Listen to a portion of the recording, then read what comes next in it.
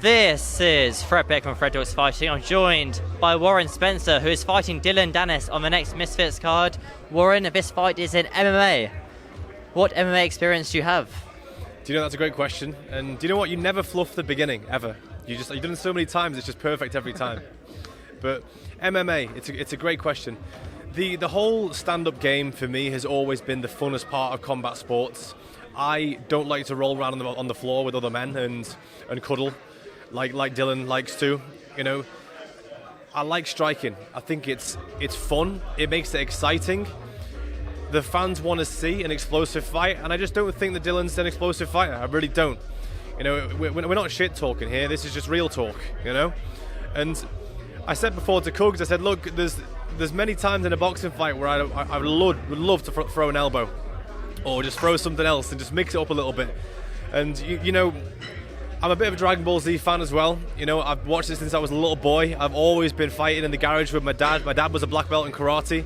So I am no stranger to the fight game. I'm not a YouTuber. I'm not a random YouTube boxer. I'm not an influencer boxer. It's as my Instagram says, professional crossover boxer, because that's what I am. And I enjoy that. So with this whole MMA thing, it just makes it 10 times more exciting for me. And it makes it 10 times more exciting for the fans as well, because not only do we get to see a boxing card with MMA legends that are global star MMA legends, we also get to see mixed martial arts. So you're going to have MMA fans that are going to get to watch what they love to see, mixed martial arts fused with boxing. This is the world's perfect cocktail when it comes to combat sports and Misfits, and they've done a fantastic job of it as well. And Dillon Danis is a massive name, one of the biggest names in Misfits boxing, and let alone this being the first ever Misfits MMA fight. Is this fight going to take place in a ring, in a cage? What sort of mat will you be fighting on? Again, another great question. It's going to take place in the boxing ring, and the reason for that is because they wouldn't let me get the steel cage.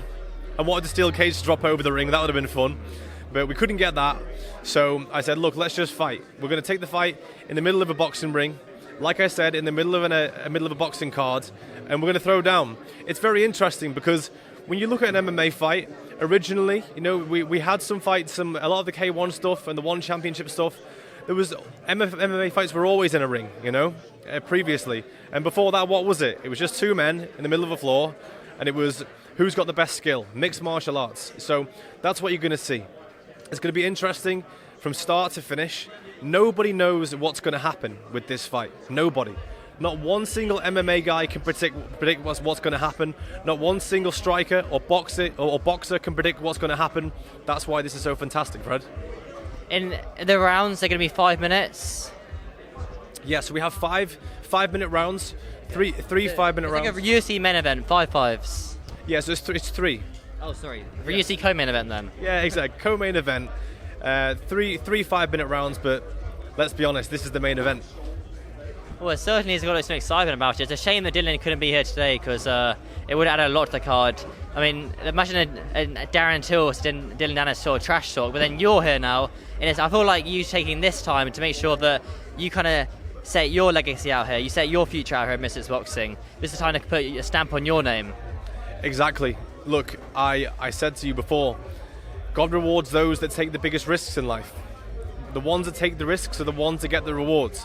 And it's funny because every time that my name slides across the desk and I'm due to fight somebody, or my name gets put in the pot for a fight, they go running. Believe it or not, they disappear. It's always negotiations. I'll speak to their trainers, I'll speak to their managers, and then all of a sudden, no news. So I have to give credit where credit's due. Dillon Danis said yes. Dillon Danis picked me to fight. Dillon Danis knows that I am a dangerous striker, and he picked me to fight, knowing full well that his striking game isn't very good at all, because he believes in himself and he believes in his skill. He is a world-class, world-level jiu-jitsu champion, and he's very, very good at it as well.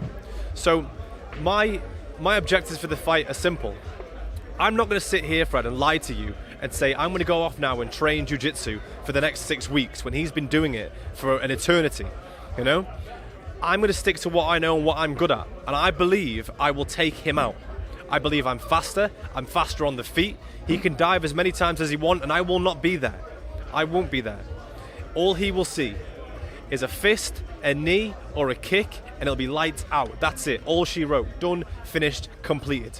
Light heavyweight world champion. Light heavyweight misfits champion, should I say. Mixed martial arts. Can I get a prediction from you, Warren? My prediction is getting knocked out in the first round. That's it. So you think it will end with the hands?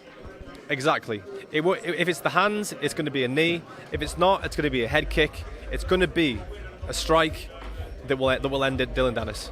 And just one last thing, I saw you training with Andrew Tate. The narrative is sort of being brought upon this fight is he's training with Conor McGregor, you're training with Andrew Tate. What do you think about this? It's almost a 2v2.